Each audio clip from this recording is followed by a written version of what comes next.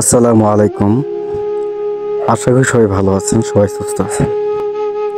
আমাদের সেই সুনামধন্য, সেই ঐতিহ্যবাহী, সেই পুরাতন দিঘি দেউরপাড়চন্দ্রা, জামালপুর সদর, জামালপুর। ছোট্টবেলা যখন আমি থাকতাম, আসতাম, যখনই মনটা খারাপ থাকতো তখনই পাখির ডানার মতো উড়াল দিয়ে চলে আসতাম এই জায়গায়।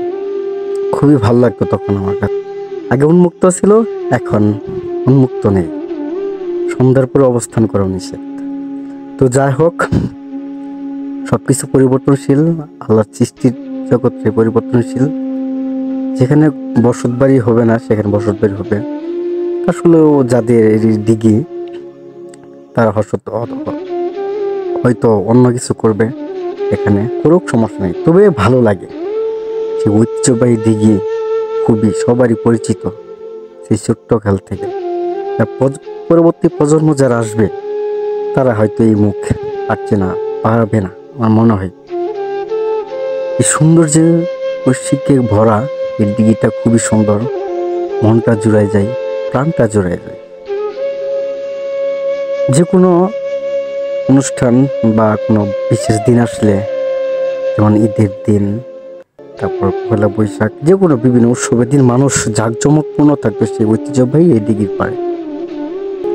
এখানে বিভিন্ন ধরনের গাছ আছিল, গাছগুলো কেটে ফেলা হয়েছে, আবারই নতুন করে নতুন রূপে সেই দিঘি আগের মতো এখন আস্তে আস্তে পরিবর্তন হয়ে আবার অন্য সিস্টেম পরিবর্তন হবে।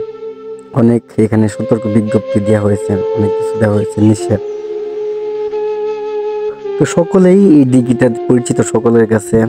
এটা হয়তো একটা বাগান ছিল, সেগুন গাছের বাগান, গাছ কেটে ফেলা হয়েছে, পরিবর্তন হয়েছে। আগের মতো এখন আর দিঘির পার মানুষ আসে না। যখন মনটা খারাপ ছিল সকলেই চলে আসতো সেই দিঘির পার, সেই ঐতিহ্য পাহাড় কান্ডারিতে দিঘির পারে। যাই হোক, গাছ কেটে ফেলা হয়েছে, আবার নতুন করে নতুন রূপে গাছ লাগাচ্ছে এক সাইড থেকে। অনেক কিছু পরিবর্তন হয়েছে, আরো হবে।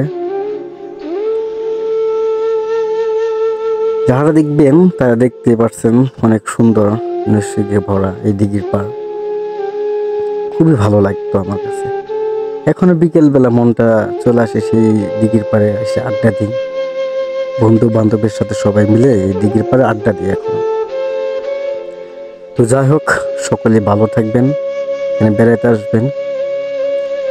আমার গ্রাম বাংলাটা খুব সুন্দর, আমার বাংলাদেশটা অনেক সুন্দর, আমার গ্রামীণ পরিবেশটা অনেক সুন্দর। সকলেই সকলের জন্য দোয়া করবেন, সকলের জন্য সুস্থতার জন্য দোয়া করবেন। সকলে ভালো থাকবেন। আল্লাহ হাফেজ।